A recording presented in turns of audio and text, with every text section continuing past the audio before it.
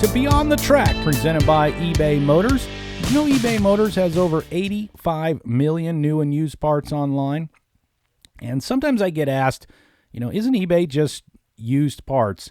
And that's not true. Over 70% of the parts online are new parts. So it's a great place to go and find those new parts you need, as well as that rare item you might be looking for, or that used part you need for your race team, or all things automotive. So go check them out, ebaymotors.com. You can download the new mobile app. There's some great features in there to alert you on specific parts that you're looking for. ebaymotors.com. They've been a great supporter of us here at the U.S. Motorsports Association, and just a great supporter of grassroots racing across the country. ebaymotors.com. Be sure to check them out and support them. I'm Sean Stewart with the U.S. Motorsports Association. We advocate for racing across the country in all forms in all 50 states, and throughout this COVID-19 situation have never been busier. For those that are operating tracks and those things, be sure to go on to our website.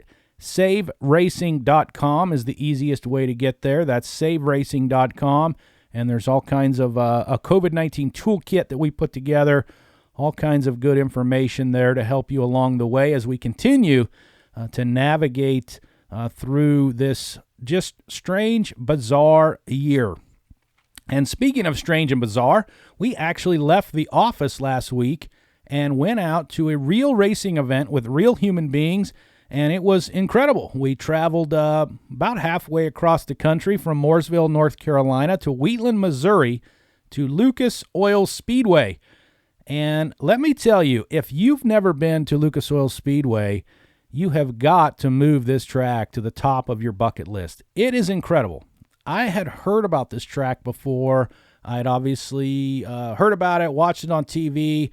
It looked great on TV, but to go there and see this place was just amazing. There is a beautiful dirt oval track.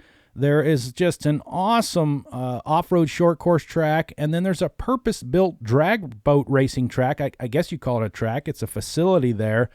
The grandstands are covered. There's just amazing campgrounds. There's 3 lakes to fish on. It's a lot more than just a racetrack. We had a great time out there and want to thank all the staff of Lucas Oil. Every person we encountered at that place was friendly, was welcoming, wanted to make sure we were having a good time. They really take care of their racers, their fans, and if you've not been to Lucas Oil Speedway, you got to get out there and check that out. We set up our podcast there, and we were able to sit down with several folks, but one of those is a young man that is making his way in off-road racing, having a lot of success there. He started out as a young kid in off-road racing, winning the first trophy cart race, which is small trucks that kids race. It's become a very popular series. He won the first one of those, and he continued on into the buggy class. He's raced in Baja, but short course has kind of been near and dear to his heart, and they're racing an eBay Motors truck. He's also an ambassador for us here at the U.S. Motorsports Association, as well as eBay Motors. So we were able to sit down with Dave Mason Jr., just a great guy, and he told us a little bit about his background. We learned some about off-road racing in general, but we also got some good life advice that really was, to me, the highlight of the interview. So let's rewind you a little bit back to last week when we were out at Lucas Oil Speedway, and we sat down with Dave Mason Jr. All right.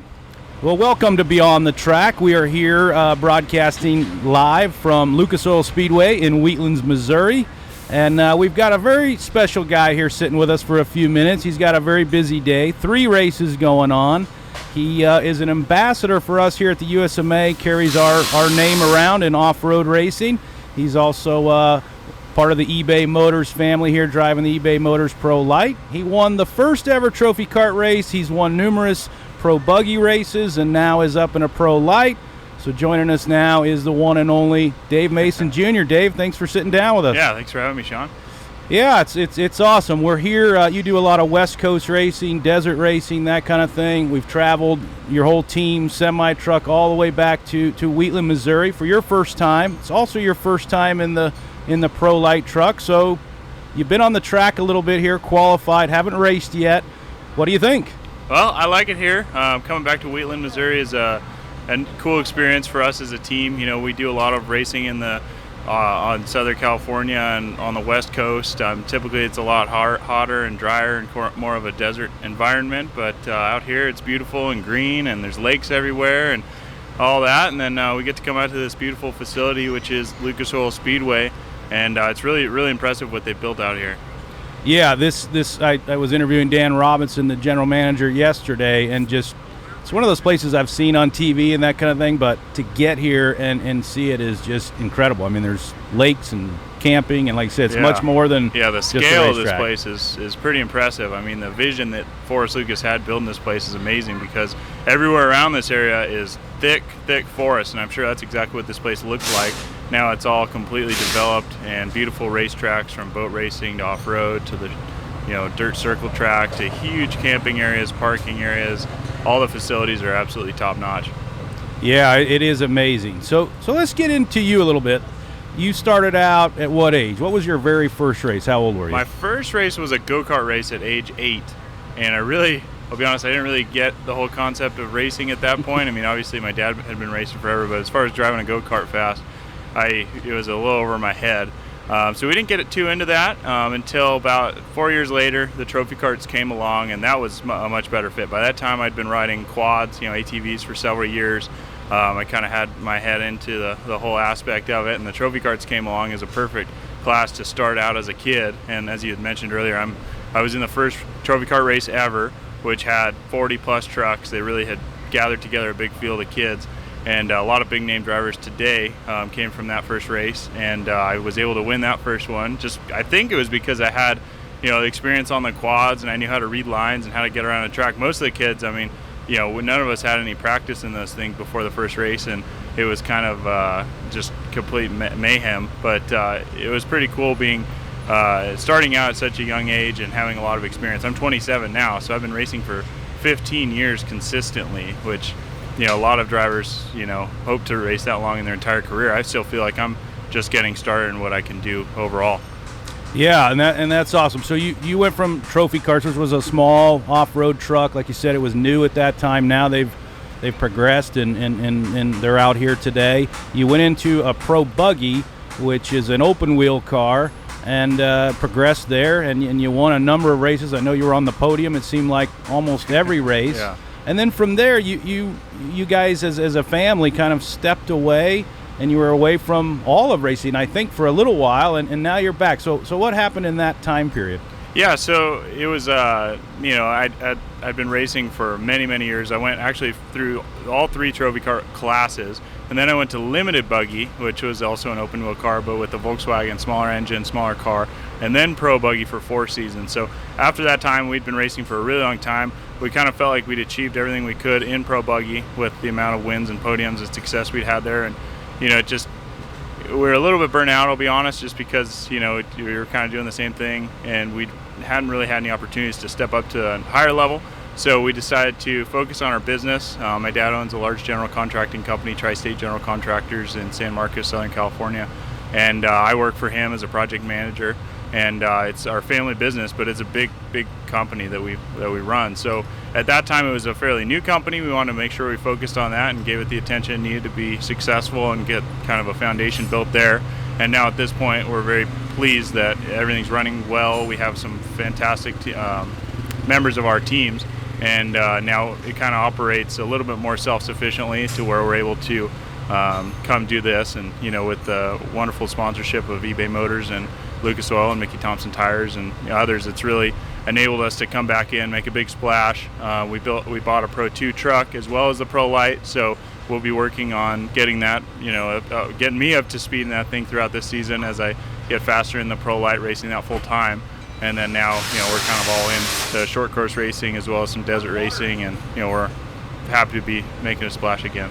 Yeah, and you're a busy guy. I mean, from work, and I know from others that told me. I mean, you're in there earlier in the morning. This isn't a fluff job that Dad gave you, and I know your dad. He wouldn't let you slide on that. So you're working your tail off there at the company.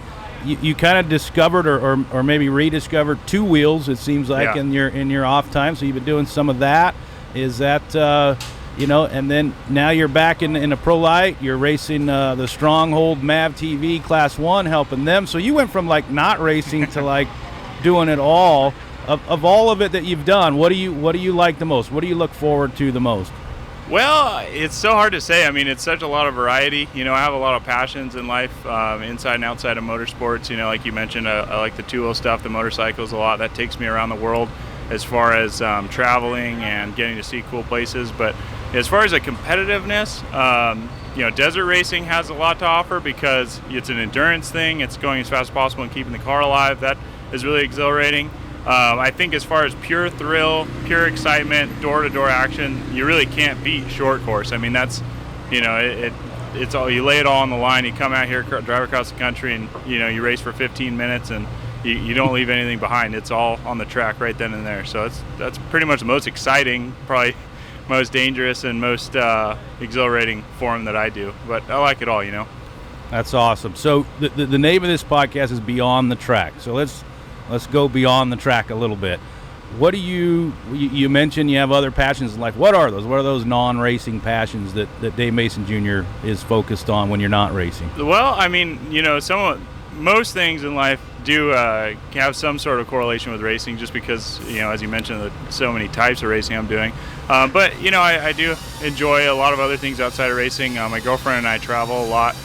Taylor and I try to get out and see everything we can, whether it's flying. Last year we went down to Peru and got to see the Amazon jungle and Machu Picchu, and that was just an amazing experience for us to be able to do that and take time from work and racing to do that and kind of center in on some travel. We like to do that. We even do weekend getaways up and down the California coast or out to the desert and stuff like that. I mean, we have a lot of other stuff that we do. We're always kind of in the gym a few times a week.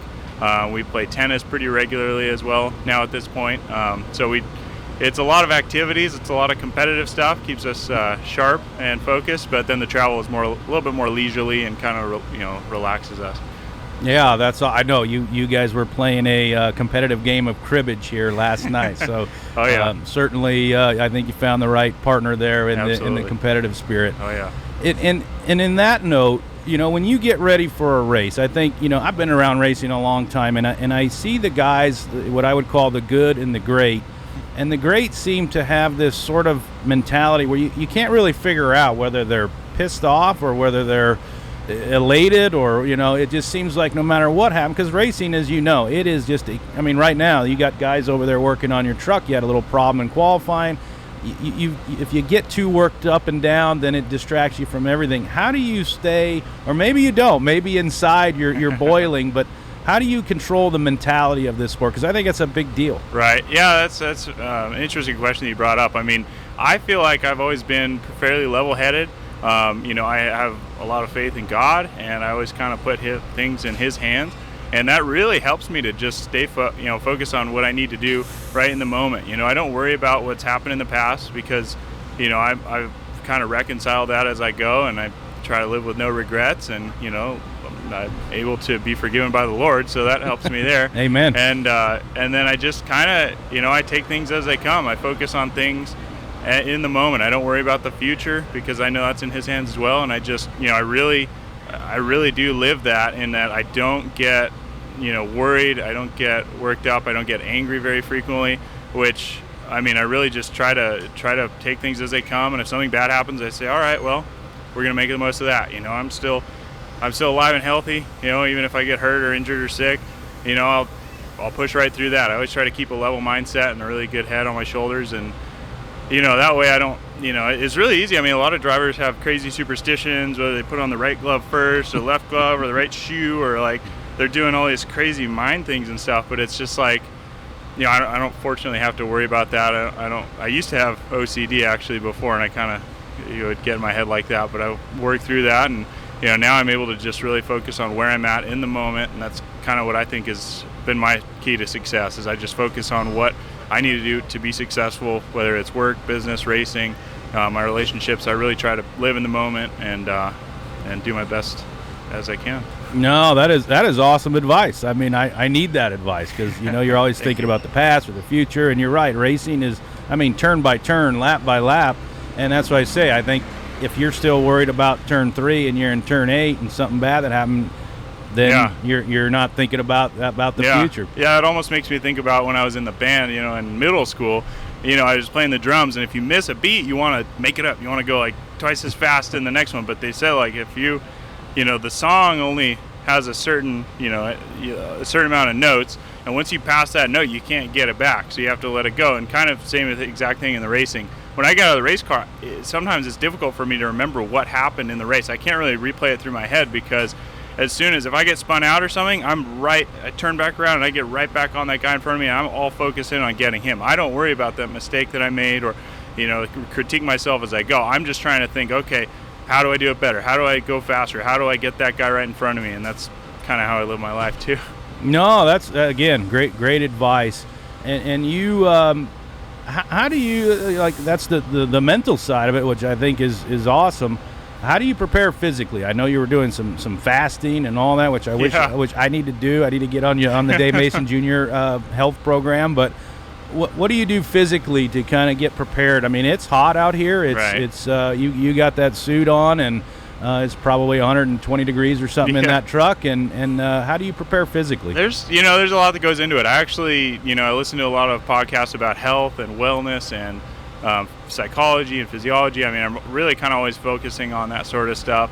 As far as actually staying fit and in shape, I really chalk it up to my busy lifestyle. I'm riding motorcycles every chance I get, which is ideally every weekend. That really keeps you in shape. From your legs to your arms to your hands, everything really keeps you conditioned a little bit as long as you can do that. Now the gyms are closed in California, which is a huge bummer because I had a good routine going in between. So now the gyms are closed. I've just been doing mostly body weight stuff, doing like several hundred push-ups every single day, which starting out was difficult, but I've gotten to where I could just do push-ups like crazy all the time and do pull-ups inside the house. And I have a little kettlebell, so I'll do squats and deadlifts and all that stuff just nonstop. I feel like just doing it consistently keeps me progressing forward, because if I miss a day or if I don't do anything for a while, then it's really easy to kind of go backwards. I feel like you can't really ever just stay in one place. You have to always be moving forward, or else you are moving backwards. As far as eating and diet, I've been really trying to work on that. What I found is I like sugar a lot, and I've struggled with that, with eating a lot of sugar and a lot of carbs and stuff. And like as you mentioned, I do fasting in between. So fasting has worked for me pretty well. I've been impressed with the results for that. So I've done anywhere from daily fasting, where I only eat one meal a day in the evening time, so it's 24 hours in between meals. I'll do that for long periods of time. And then I've also done, the longest I've done was 84 hours was fasting without eating. Most of that was without water as well, which you have to do a lot of preparation stuff. I wouldn't recommend that to your viewers necessarily, but it's worth looking into. Fasting, it's great to get you right down to your ideal weight. And then it also makes you think about what you put in your body, because after, say, I don't eat for 2 days or 3 days, I am taking it extremely seriously at that point, what I eat right after that. You have to make sure that you don't shock your body with a bunch of sugars and a bunch of craziness, and, you have to structure that really well. So I've done a lot of research at that, and that's kind of helped me stay healthy and fit and just, keep a good weight. Yeah, that's awesome. I need to get your recipe there, and it's I actually did fast once, and you're right about I did it for 3 days, and you're right about, you'd think like you want to go eat a cheeseburger, but you actually are so conscious of what your body is in. So it's almost like your body starts telling you what it wants or needs, and you start small. So this is a family affair for you. Your dad was an off-road racer. He's raced Baja 1000 and won the thing, and he's been racing forever. So you grew up in a racing family.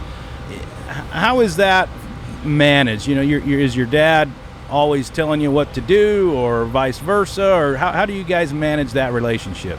Well, it's been interesting as we've gone. I had a fairly normal childhood growing up, I'd like to think. as far as until I started racing.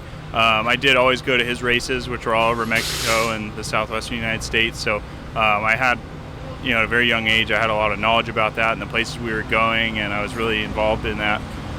Working during the summers, I wasn't just going to sit around on the couch and watch SpongeBob. So as much as I wanted to, he'd have me working in the race shop. So we had a full-time staff working on his race cars, and I was pretty much part of that and working on preparations and learning how that all works, as well as loading everything and unloading and cleaning, and just really understanding how the logistics of a successful program work. So I've kind of had that foundation always going along. And then once I started racing, he actually started to really move towards focusing on that a little bit more and less of his racing. So we've worked together really closely on everything. As far as until this season, I always did all the preparations on my own race cars. So whether it's a trophy carts, limited buggy, pro buggy, I pretty much did most everything. And as far as removing the engine and transmissions and rebuilding axles and hubs and bearings and all the suspension components, I was responsible for all of that. So it took a lot of my time as far as during the middle school and high school years. I was really busy with that. I wasn't able to spend as much time with my friends as I would have liked, but at least it did benefit me long term to where now I'm able to oversee a lot of this stuff and really have a good deep understanding not only of how the program works, but also how my race car works, so that when I come off the track and we need to make a change or an improvement, I actually understand how to do that and what the change we're making literally does. It's not we're just talking about trying to get better grip or better smooth suspension or something. It's like I'm actually in with the nuts and bolts and talking with Steve Barlow, our crew chief, about making those changes. So my dad, he's been just amazing, biggest supporter I could ever have in my life, as far as giving me opportunities to go do this. But all the way along, he's always said, I'll be as into this or involved or motivated to do this as you are. Talking to me, he would always say, I'm as motivated as you are. So if I was working late, getting the car ready and getting it prepped, then he would, do everything he could to, make a salary and get me, the parts we needed, and help me with working on sponsorships and all the other stuff. We've always been, really, really into it. Yeah, no, that's amazing that you worked on the car and all that, and that kind of leads me to my next question. You've got a crew of guys over here working, and again, having been around a lot of race car drivers, some of them get out of the car and they go in the air-conditioned motorhome, and how do you manage those guys? You have to be race car driver, but you also have to earn their respect and have them working out here in the heat for you, and do you think that maybe helps that, hey, you do know what they're talking about, or you wouldn't be afraid to roll under the car there and help them out or lend a hand? How do you manage those guys? Yeah, we really are a team. I'm just one part of the team. As a driver, I don't bark orders and delegate and dictate what happens. Everybody has their own input. I ask the other guys, what they think, whether it's, I ask everybody at every level what they think we could do to improve, because everybody has ideas, everybody has, their own personal experience with all aspects of this racing stuff. So, we have a really good relationship all the way around with our team. We've got a good group. Pretty much everybody in our team is actually also an employee of the general contracting company. So they're working for us during the week, whether it's metal fabrication or working on projects. We're all working together on an ongoing basis. So we kind of have a lot of good camaraderie. We all get along really well. And then we just work together really well, which is kind of an unique dynamic, I think, in racing, is that a lot of teams, they have people that come and they're just employees, and then the owners or drivers, they're in their hotel room or their suite or whatever, and they actually don't really ever come out and be with the team. But I'm always with the team. We're sleeping in the same trailers here at this track and all that. So I like to keep everybody on the same level. It's not like I'm up here telling them how to do things and what to do, and then I go back and lounge around and then hop in the truck when it's ready. We're all together. We're all really into this and really trying to figure out the best way to get as fast as possible. Yeah, that's great. All right, last question. You mentioned Tri-State General Contractors. You've got a big sponsor. This is a Fortune 500 company, eBay Motors. It's a big company. They met you, I think, at the Lucas Oil Off-Road trade show there, and you guys got to know each other. So tell us a little bit about how does that add pressure for you? I mean, it's one thing to come out here for your family, but now you've got, Mickey Thompson and even the family business and eBay Motors. Does that add pressure for you? I wouldn't say necessarily. I mean, eBay is such a cool and awesome and progressive company. I mean, the staff that we work with on an ongoing basis as far as working on social media and PR relations, they're just awesome people. It's just a great group to work for and have support my team. So, it's really cool. We met, like you said, at the very end of last year. I met with the eBay Motors crew, and we were all kind of doing an off-road expo type thing, and my truck was there, and we were showing off that, and I was signing autographs and everything, and they were just so supportive and so friendly, and really, eager to find out what I do and how we do it. And it's just been really pretty interesting and exciting to meet with their team and talk to them about the ideas they have for promotional events and what they do as a company. One thing about eBay Motors is, a lot of people don't realize that they sell everything. I mean, really everything. I buy a lot of parts for my dirt bikes, obviously a lot of parts for our race car, and they do have a ton of that stuff on their website. They have tires like crazy. One of their biggest revenue sources is tires. And I didn't even know that eBay Motors sold tires, where you can buy, you look on Tire Rack and they say they have the best prices and all that, but in most cases, you go on there, you'll find fantastic prices and typically local shipping and, good rates on that or free shipping. And it's, it was really cool for them to raise my horizons on their website, because I'm always, we're, you and I and most people in general, especially with COVID and everything, we're all buying stuff online, whether it be other websites or what. But eBay and eBay Motors, they really have everything that you can need for a race car. We just bought a new jack, a new 3-pump floor jack for our hot pit rig, and we got that on eBay Motors. And all these specific brands that you think you could only get it sourced from their company directly or something like that, they're advertising and selling on eBay Motors. So it's been cool. I mean, you asked if they add pressure to my program or anything like that, and I would say absolutely not. They've really given me free rein to go learn this new class and learn the new truck and get up to speed. They understood that there would be a learning curve as far as my progression in the class, since I'm racing against some really good drivers who have been doing it a really long time. So we've been doing a lot of testing in the off season, which we're able to do with their support, and just really dedicate the time and effort to getting fast. So we're getting there. We made a lot of changes in the truck between the first 2 rounds and this weekend now, and so we weren't able, there's a very short turnaround between that time. So we're getting the truck faster. We unloaded, and it was our first testing session really here at the track with the new setup, so we didn't know what to expect. Fortunately, we were pretty close on that, and we're just going to keep getting better. But again, I still have to get used to everything. I've driven a lot of race cars, as you'd said, pro buggies and trophy carts and stuff, and I'll be honest, they didn't prepare me at all for racing a pro light. It is so different. These trucks are so narrow and short, and they want to tip, and you have to get them really sideways to be going fast, but that puts you at higher risk of tipping over. So it's been quite a learning curve, very humbling, as a driver who has had success in other classes, to come out here and fight against these experienced guys. But we're up for it. We have a great team around us, with eBay supporting us. They've given us the the means to go out and do the testing and practice and everything that we need to do. So hopefully it works out. Yeah, hopefully we keep getting quicker. I have no doubt it'll work out. I've known you a while, and I know you guys are having some challenges, but that's to be expected with so much new stuff going on. And like you said, these pro light trucks, you're not the first driver to say these are very unique vehicles. But I have no doubt you'll get there, and I think kind of wrapping it up, the lesson we all can learn from you is living in the moment. I think that's huge, no matter what it is, whether it's dealing with sponsors, racing, your personal life, whatever it is we hear that, and people tell you that, and you're supposed to do that, but I think you're a living proof of doing that. So we appreciate you coming on. Right on. Dave Mason Jr., thanks for coming on. Thanks for having me very much. All right.